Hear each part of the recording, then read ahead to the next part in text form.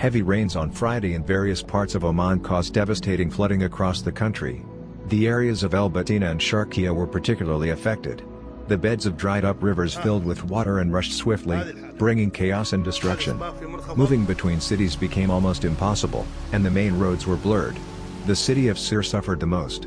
The streets were like rivers, cars and houses were flooded, the power supply was cut, and many families had to be evacuated from their homes in lowland areas.